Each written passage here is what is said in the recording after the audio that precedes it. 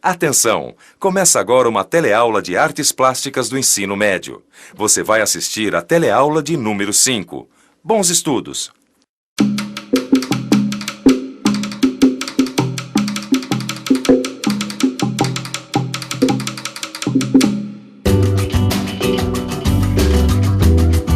Olha, Marcão, pra mim a moto é uma coisa que diz muito sobre os nossos dias. Já pensou se fosse na Idade Média? Ia ser o cavalo. Já pensou que zoeira a gente fazendo entrega a cavalo, meu? Você já parou pra pensar como a paisagem ao redor, a cidade em que você mora, a memória, os objetos, enfim, como quase tudo isso, de uma certa maneira, ajuda a contar a história das nossas vidas e do nosso mundo? Então, quer dizer que esse gibi que eu estou lendo tem a ver com a história dos nossos dias? Não é uma ideia interessante? Parece. Tá a fim de saber sobre a arte e o tempo? Então vamos nessa. A história da arte é a história das sociedades. Nesta teleaula, vamos ver que a arte é um meio de conhecimento de outras épocas e lugares. Vamos aprender que o contexto influencia e é influenciado pela criação artística. Vamos ficar sabendo um pouco sobre a arte da Idade Média, a arte das histórias em quadrinhos e das preocupações com o meio ambiente refletidas pela arte contemporânea. Olá, por favor. Você acha que vestida assim, desse jeito, eu sou uma legítima representante do século XXI? Claro que não, de jeito nenhum, isso aí é muito antigo. Por que não? Não, eu não acho. Não parece. Os trajes não são adequados à época de hoje. Não, hoje em dia, com tantos estilos diferentes, por que não? A gente por causa da moda, né? Eu acho que tá um pouum no passado, entendeu? Está para o século XVIII e XVII. Século XV, século XVI... Acho que do século XXI, não. Um momentinho só. Alô? Eu não posso atender agora, eu tô trabalhando.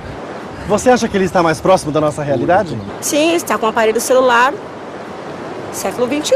Eu acho que agora ele tá com o nosso perfil do tempo atual. Um pouco mais moderno, né? O celular, diferente da roupa. Considero que todo acessório, roupa, com certeza pode representar uma época, uma cidade ou qualquer outro lugar.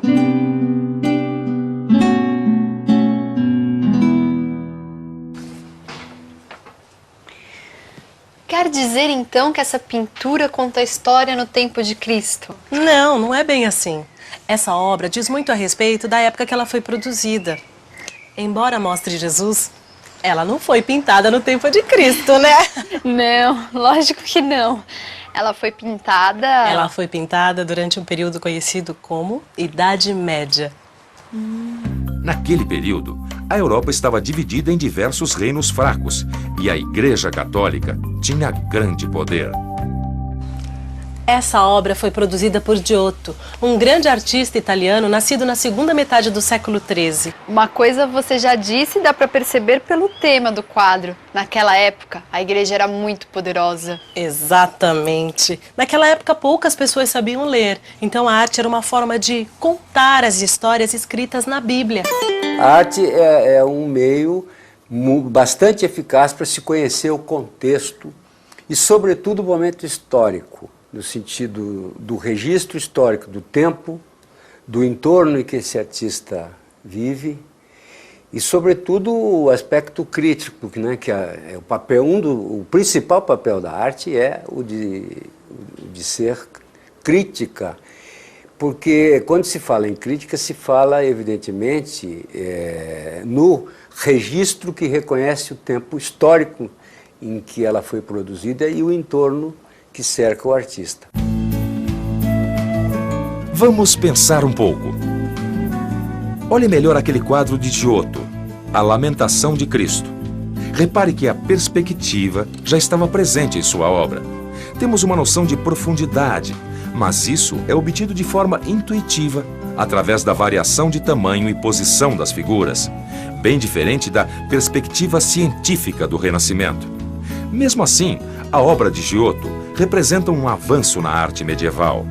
Essa noção de profundidade não existia nas obras desse período. Outra novidade é a representação natural da figura humana e da natureza.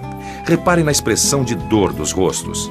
Antes de Giotto, havia modelos iguais para os rostos e as árvores, que eram simplesmente repetidos nas obras.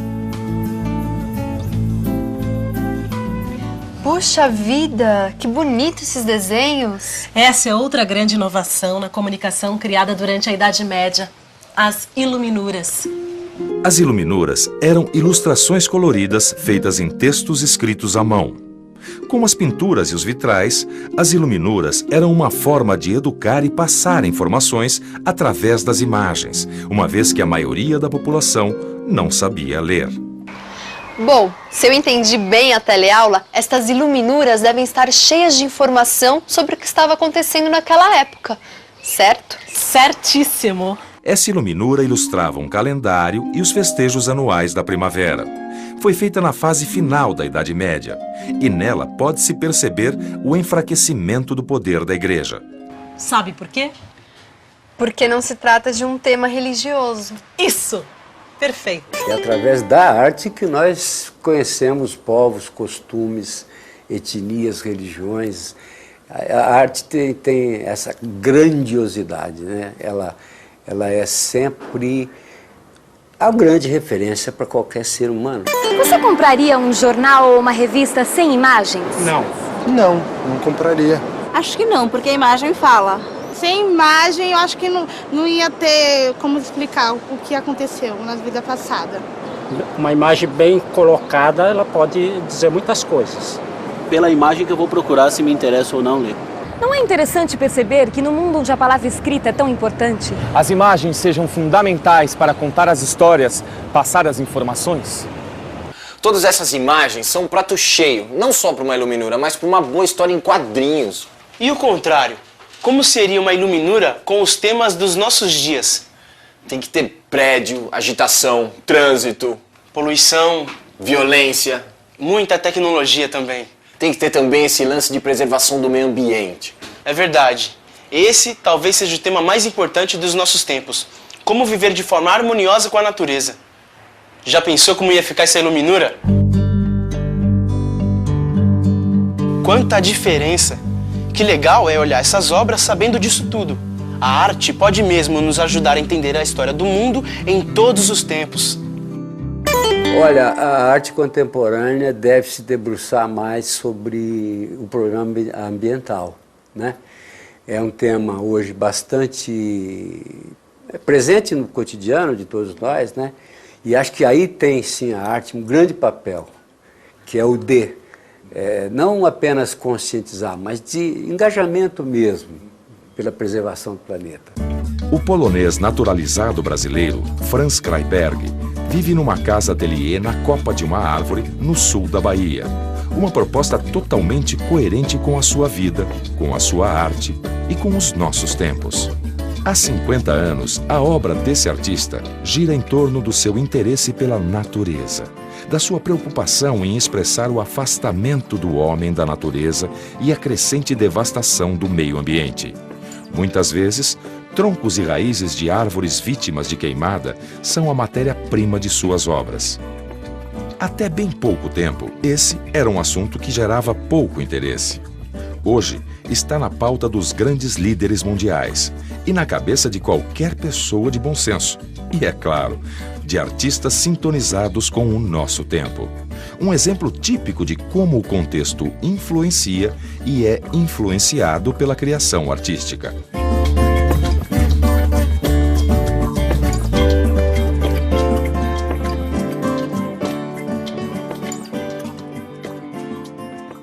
O nosso dia a dia é esse aqui, ó. Trânsito e agitação. Para representar o nosso trabalho, os quadrinhos seriam sem dúvida uma forma de expressão bastante adequada. Tudo a ver com a nossa vida agitada.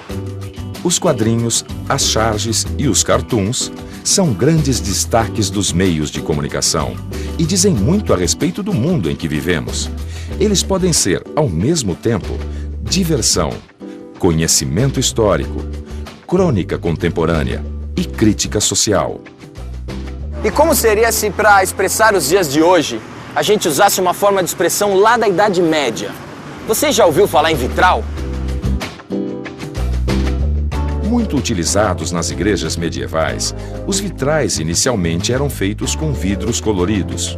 Com o tempo, a técnica evoluiu e eles passaram a ser de vidro pintado.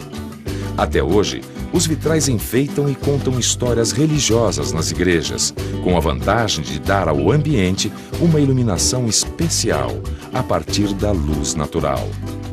Espalhadas pelo Brasil, as feiras populares são festival de cores e criatividade. Nas festas populares é possível perceber muitos elementos medievais, tanto na motivação religiosa como nos figurinos dos reis e rainhas, que quase sempre têm presença garantida nessas manifestações. Portinari foi o primeiro, entre os eruditos brasileiros, a manifestar a preocupação em valorizar a cultura popular. Na década de 70, Ariano Suassuna e um grupo de artistas criaram o Movimento Armorial, que incentiva a criação de uma arte brasileira erudita, baseada nas expressões culturais populares. A palavra armorial relaciona-se ao livro onde são registrados os brasões dos reinos e famílias nobres, remetendo também às coloridas e brilhantes bandeiras e estandartes das festas populares. Eu dou importância a toda a cultura brasileira. Agora, falo muito na cultura popular porque, a meu ver, ela é um elemento de resistência contra a descaracterização da cultura brasileira. Talvez até por ser desprezada e deixada num canto, a cultura popular expressa aquilo que o povo brasileiro faz sem sofrer imposições nem deformações que lhe viessem nem de cima nem de fora. E atenção, se liga aí que é hora da revisão. Nesta teleaula, a pergunta: a história da arte é a história das sociedades? Foi o ponto de partida para aprender que a arte é um meio de conhecimento, que reúne muitas informações sobre o contexto no qual é produzida. Vimos que o contexto influencia e é influenciado pela criação artística, e que a criação artística proporciona a articulação de conceitos em diferentes áreas de conhecimento. Aprendemos que a arte é um jeito de conhecer outras culturas, seus valores e seu grau de desenvolvimento. Confirmamos que a preocupação ambiental é um valor determinante e essencial para a sociedade contemporânea. E ficamos sabendo um pouco mais sobre o período da história chamado de Idade Média. Você percebeu, Marcão? O quê? Nessas 5 teleaulas de artes plásticas, a gente fez uma verdadeira viagem no tempo e no espaço. Conheceu arte e artistas de vários tempos e lugares. Entre eles, muitos brasileiros. E aí, depois de tudo isso, será que a gente pode dizer que a história da arte é a história das sociedades? O que você acha? A resposta é você que vai dar. E não se esqueça, isso é só o começo. A vida e a arte continuam. Só depende de você. Bons estudos!